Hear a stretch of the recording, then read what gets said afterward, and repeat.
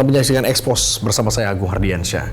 Pemirsa, berdasarkan data dari Dinas Sumber Daya Air Provinsi DKI Jakarta, penurunan muka tanah air di Jakarta setiap tahunnya terjadi hingga 10 cm.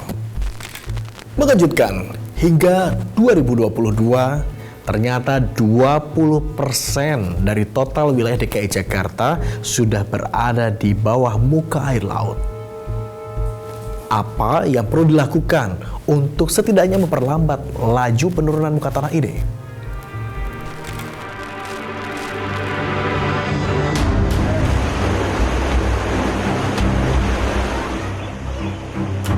Kisah banjir memang tak pernah lekang dari 5 abad usia Jakarta sebagai ibu kota. Ironisnya, meski penanganan banjir semakin masif dan lebih modern, intensitas banjir justru semakin meningkat.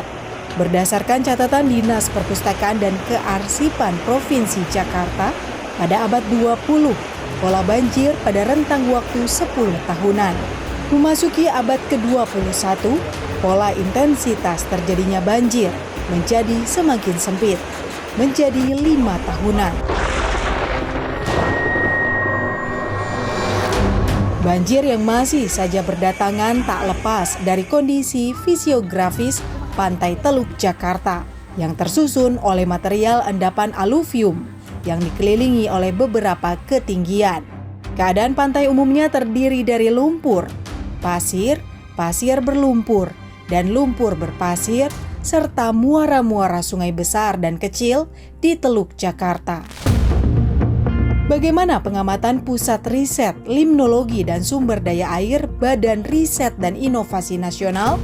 Jadi kalau kita melihat hasil-hasil riset 10 tahun terakhir ini, itu berarti mulai 2015, itu sudah laporan-laporannya sudah terfokus pada land subsidence. Jadi land subsidence atau penurunan muka tanah di Jakarta itu tergolong sangat cepat. Kalau saya membuat rata-rata untuk daerah Jakarta bagian utara saja, itu sekitar 3,5 cm per tahun. Tapi kalau kita melihat ke daerah yang paling parah, itu sampai 28 cm per tahun. Artinya dalam 10 tahun sebenarnya tempat yang paling parah itu sudah turun sekitar 3 meter, hampir 3 meter. Persoalan banjir dan penurunan muka tanah menjadi dua hal yang saling berkelindan, terutama di Jakarta dengan tingkat kepadatan penduduk tertinggi di Indonesia. Kita bicara Jakarta karena Jakarta yang paling banyak orangnya. Sebenarnya umum, bukan berarti saya memaklumi, tapi ini land subsidence ini adalah peristiwa yang umum terjadi di kota-kota besar di dunia, di mana tempat itu tanahnya lunak. Saya contohkan Tokyo misalnya, dan banyak tempat, Tokyo, Bangkok, dan lain-lain di berbagai tempat, termasuk di Amerika.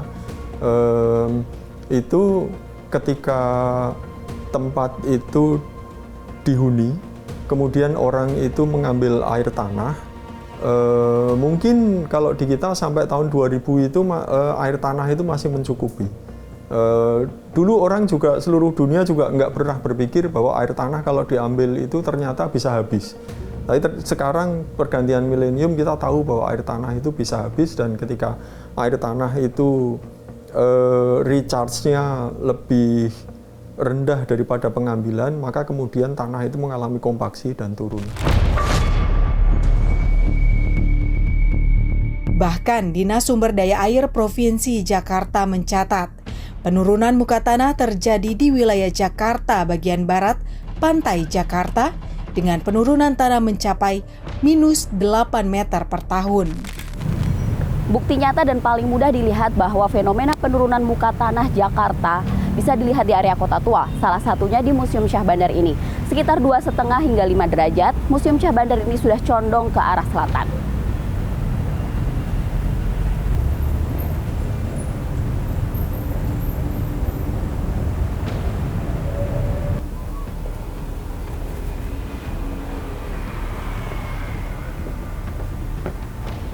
Pintu masuk Museum Bahari ini setengahnya sudah berada di bawah muka jalan. Turunnya muka tanah apalagi hingga berada di bawah permukaan air laut berpotensi menghilangkan suatu wilayah.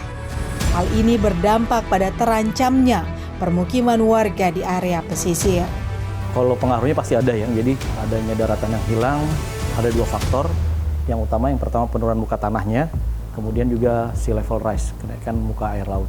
Jadi memang dua faktor itu yang tadi fenomena ada daratan yang hilang memang terjadi karena dua faktor tersebut. Cuma kalau secara dokumentasi, historical, kemudian penelitian dan data intinya kita tidak pernah melakukan.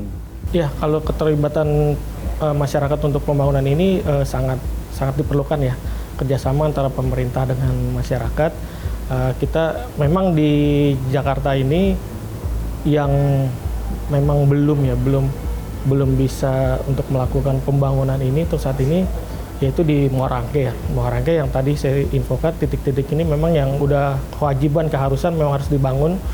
Dan cuman memang dampak sosial dari rencana pembangunan ini yaitu karena ada bangunan di area-area yang rencana mau kita tanggul. Nah itu mungkin peran masyarakat ya untuk sedikit menyesuaikan lah terasa dari yang mau akan kita bangun. Nah, itu sangat kita perlukan sih. Jadi dampak konflik nanti pas pelaksanaan pun bisa minim, dan kedepannya juga pembangunan ini kan dirasakan sendiri oleh masyarakat gitu.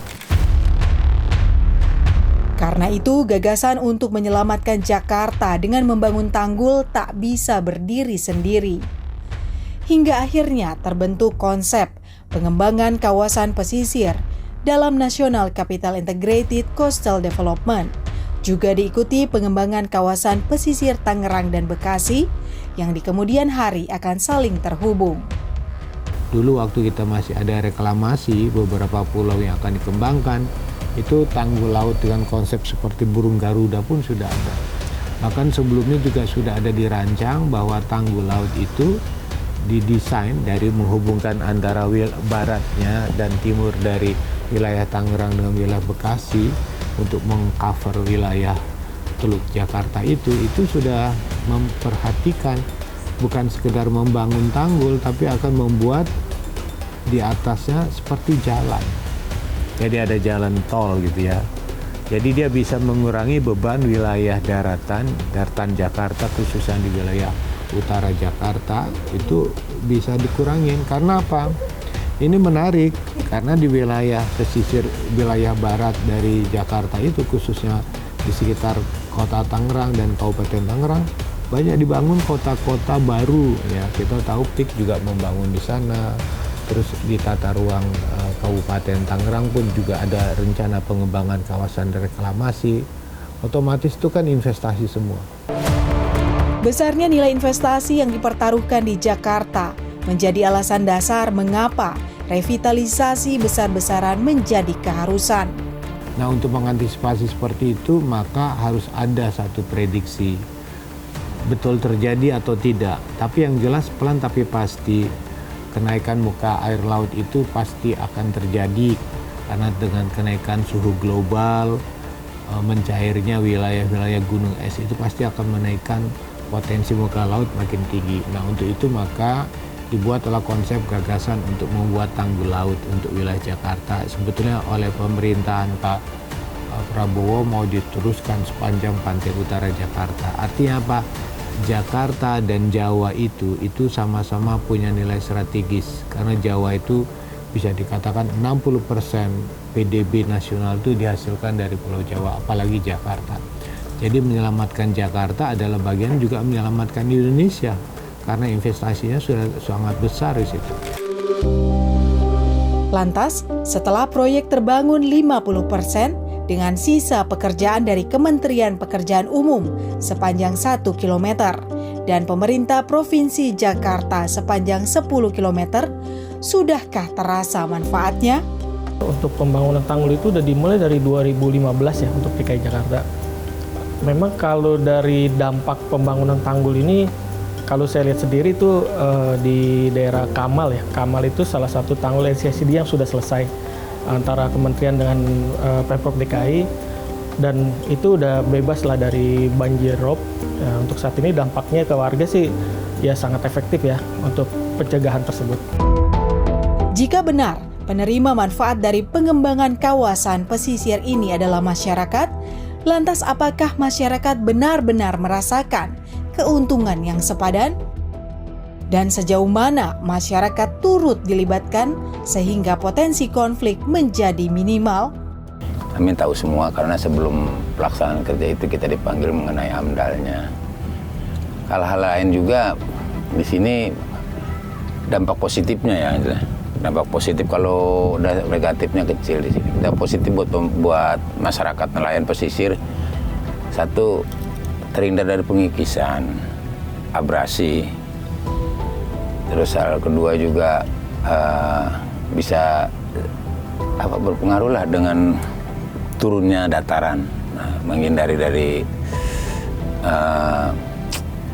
yang banjir air laut. Jadi hal itu banyak manfaatnya buat masyarakat. Ini juga perhatian dari pemerintah sih sebenarnya. Ini perhatian dari pemerintah bagus juga. Proyek masih terus berjalan dengan sisa pekerjaan pada pemerintah Provinsi Jakarta. Bahkan kajian demi kajian masih terus dilakukan seiring dengan dinamika perubahan pemerintahan. Namun pekerjaan rumah tak begitu saja dapat berhenti ketika tembok telah tegak berdiri.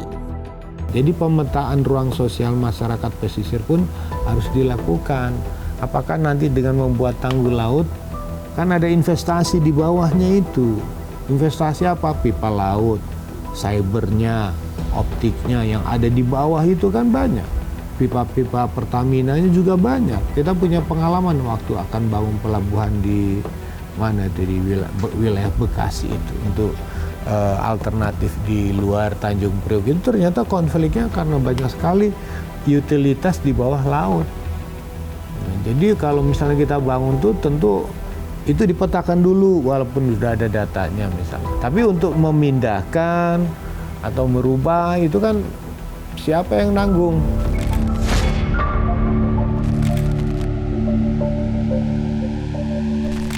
Kompleksnya permasalahan banjir dan penurunan muka tanah di wilayah Jakarta memang tak bisa tuntas dalam semalam. Para pemangku kebijakan, masyarakat, dan berbagai elemen lainnya perlu duduk bersama untuk menentukan formula apa yang tepat untuk menanganinya.